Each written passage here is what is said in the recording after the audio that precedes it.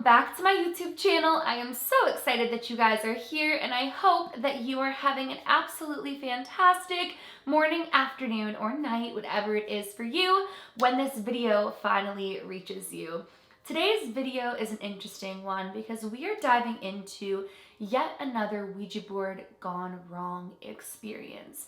Now, if you've been on my channel for a while, you would know there was a period where I was sharing a ton of Ouija board information and Ouija board experiences, starting with an experience that happened with a friend of mine after playing a Ouija board. Ever since I was younger, my grams always advised me not to play with a Ouija board because of an experience she had. I actually shared that in a video on my channel before as well. But growing up, it was just something that I never felt really comfortable doing. So after I shared my own personal experience and what happened to my friend, I actually ended up diving into the rules of the Ouija board and how you should play it should you decide to play it. Because honestly, I personally do not believe Ouija boards are inherently evil, but I do believe they could be a tool to make a connection, and you don't always know what you are connecting with. On top of that, there are a lot of Ouija board rules, which I've dove into in the past, that should they be broken, could make for a very dangerous paranormal outcome. Does this mean that every single person who picks up a Ouija board and plays it is going to have some traumatizing, horrific experience? Absolutely not. There are plenty of people who have played with a Ouija board, been totally fine, and others who have used a Ouija board and actually made a connection that wasn't dangerous. But I do think if somebody is going to play with a Ouija board, they should be very careful in doing so. And so that kind of opened up a little bit of a series on my channel where we shared some pretty scary Ouija board experiences. And today we are going to share the experience, or I am going to share with you the experience of a girl named Anna who had an experience with a Ouija board that went horribly wrong. Now, before we get into Anna's exact experience, I kind of want to explain to you the type of person that Anna was, the way that she actually describes herself. Anna describes herself as somebody who was a really big thrill seeker. She didn't actually know if she believed in demons and spirits and all that stuff, but if it existed, she wanted to experience it. She didn't care if it was of good, of light. She didn't care if it was bad or of darkness. She wanted the thrill of it. And so she found herself constantly asking her friends to play with Ouija boards. Now, Anna's friends initially thought that it would be fun and they wanted to play the Ouija board with her, but it was like the more that Anna was getting out of the Ouija board and the bigger connection she felt she was getting, she wanted to keep playing. It was almost like she was addicted. And over time, her friends weren't feeling that same connection to it. Anna had started communicating with a spirit that she won't even share the name of, because now, after everything that's happened, she feels as though it's another one of those Ouija board names that mask a demon or dark entity. But at the time, she thought she was making a connection, a real connection, with something on the other side that was always coming through the Ouija board.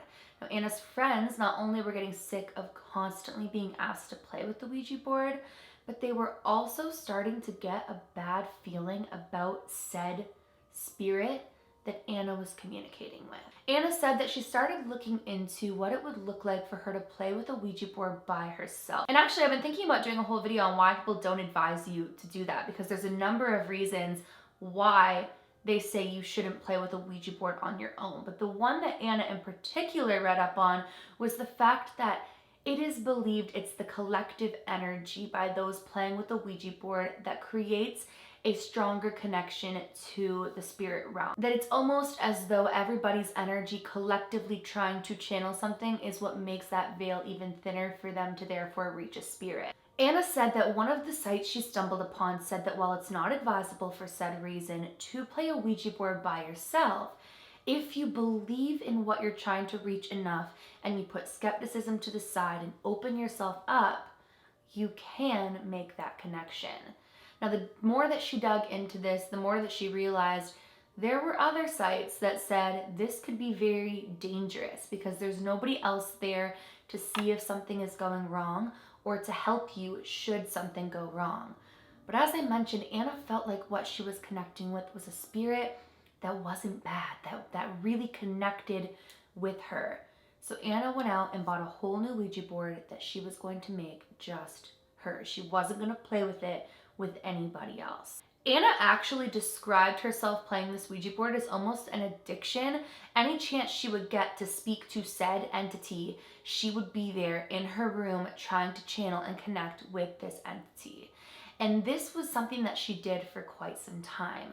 So at this point, Anna didn't feel like it was anything dangerous or that there was anything for her to be worried about or that she shouldn't be playing on her own. Until one day, Anna was playing with the Ouija board completely by herself, and things took an interesting turn. The entity that Anna was constantly communicating with the Ouija board started asking Anna some questions that actually made her a little bit excited as the thrill seeker that she was. The entity asked her if it could come and live in her home with her.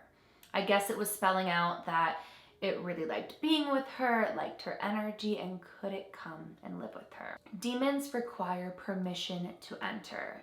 In order for a demon to enter your home that wasn't in there prior to you having moved in, or to enter anything, rather, it requires permission. And one of the biggest mistakes Anna made right off the get-go was Anna said, yes.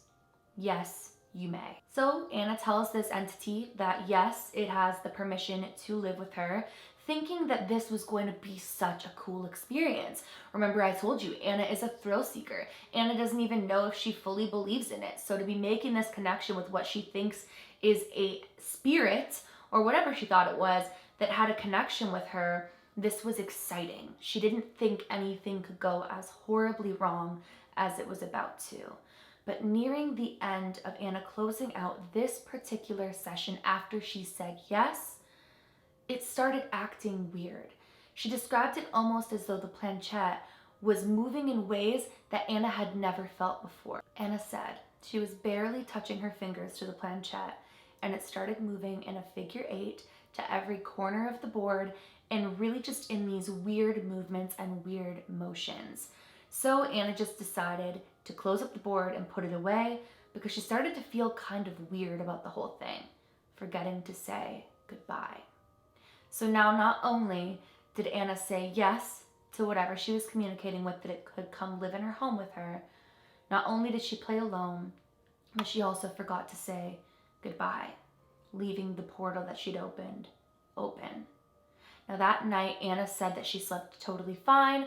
Actually, she completely forgot about the whole instance, as weird as it all kind of was at the end.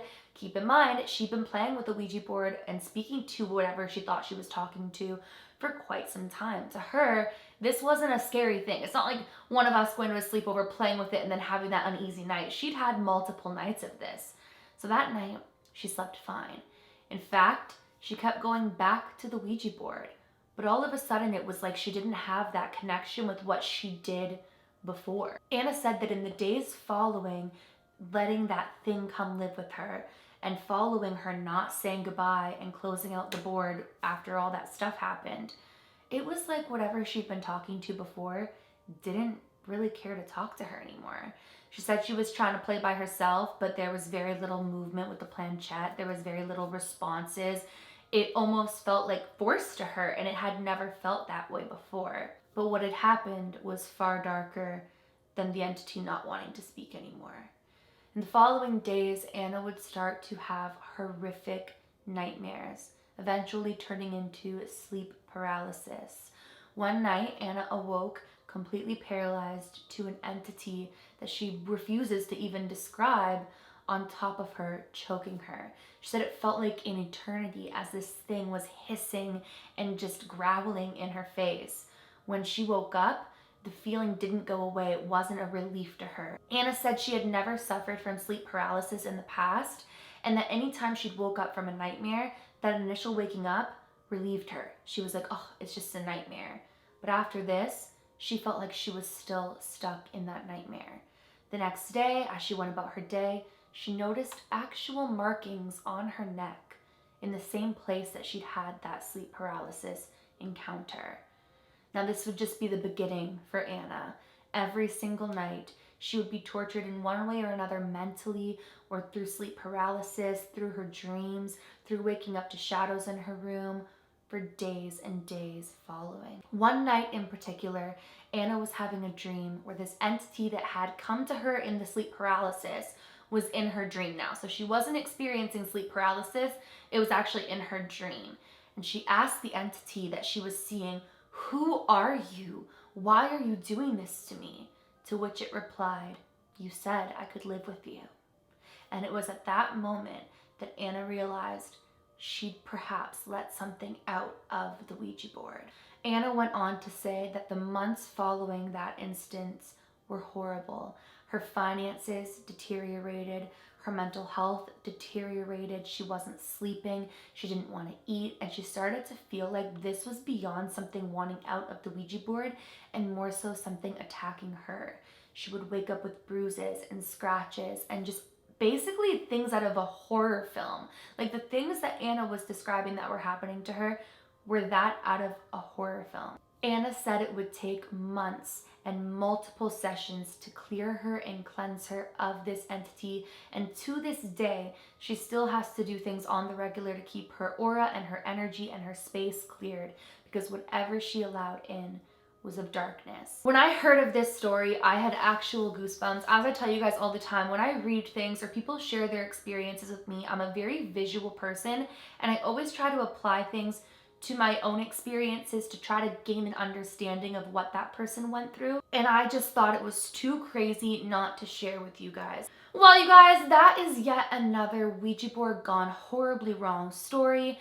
Anna seems to be doing well and fine now, thank goodness. She said that yes, it took time to cleanse herself, cleanse her space, and remove the attachment, and she still has to do things to make sure that it doesn't reattach to her and make sure that she stays safe. But I would love to know what you guys think of this, and as per usual, I want to know if you guys have played with a Ouija board. How was your personal experience? I would love to know either way, and that is it for today's video. If you guys are new to my channel or you are just not yet subscribed but you do enjoy my content, I would seriously love it if you would go ahead and click that subscribe button, and please give this video a big thumbs up if you did enjoy it. Remember, my loves, to do all things with kindness, and until next time, I love you.